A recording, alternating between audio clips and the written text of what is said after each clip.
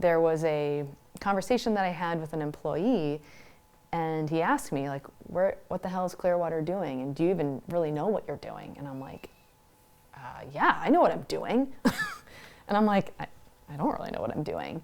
And after that conversation, I like burst into tears, and I'm like, what the hell am I doing here? Like, am I even a good leader? Do people even care about this business? Do they care about anything about what we're doing here? Do I care about what we're doing here? I was definitely leading from a place of fear. Fear of, losing business, fear of losing people, fear of change. So I wasn't sleeping. I was definitely not taking care of myself. I felt like I was pouring from an empty cup.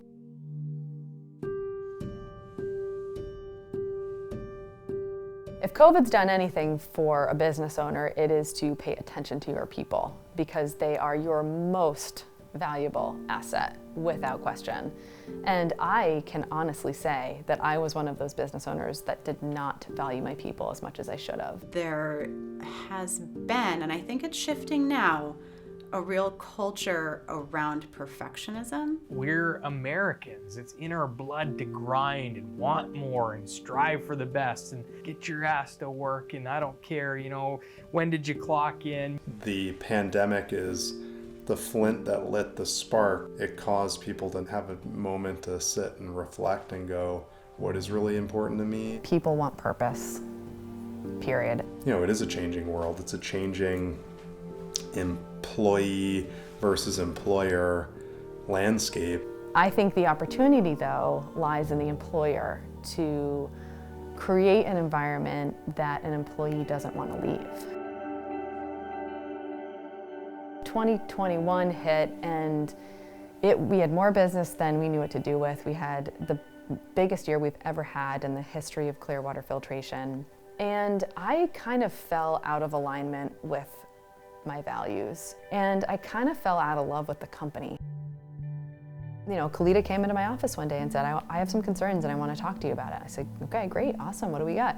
She says, I feel like you're constantly disappointed in me. I'm like, holy shit. She had grown so intense and intensely focused on the business that she had blinders on.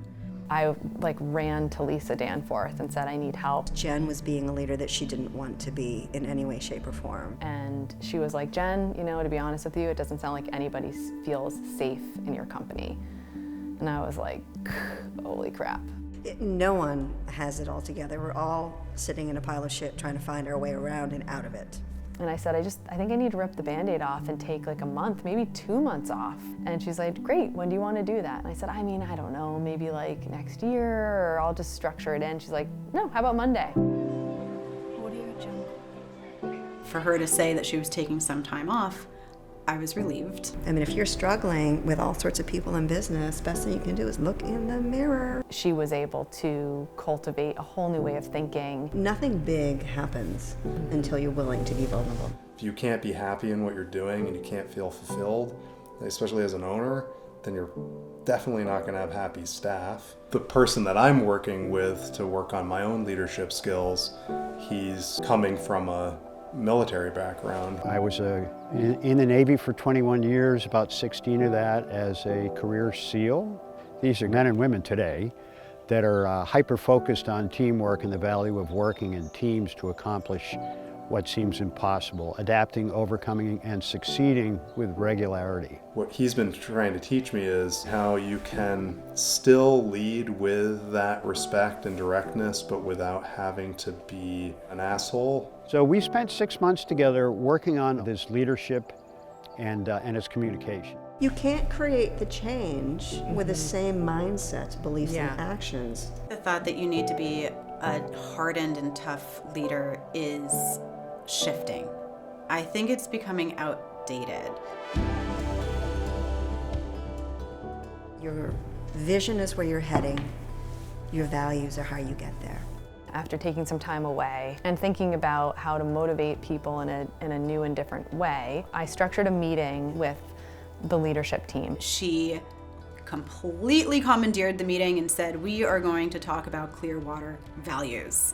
creating a more transparent picture about where we hope to be going with Clearwater was of utmost importance. We spent the rest of the morning into the afternoon talking about those values, how they relate to each other, how they relate to Clearwater. And then, of course, that parlayed into a larger company conversation that blended both fun and hard conversations, and where the heck are we going and what are we doing at Clearwater Filtration.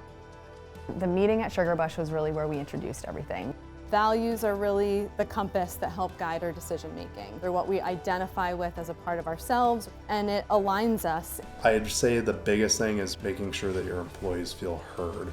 We encourage everyone to participate in the development of Clearwater's culture and policies. We're scheduling work orders, but we also have to schedule our personal lives sometimes too.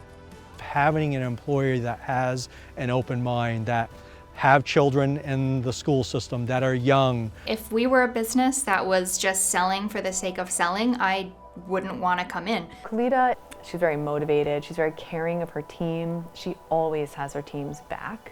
It's not just the dollar value of an employee, but it's respecting their work-life balance. It's respecting their own goals. We view these core values of family being very important because we view Clearwater Filtration, everyone here, as a family.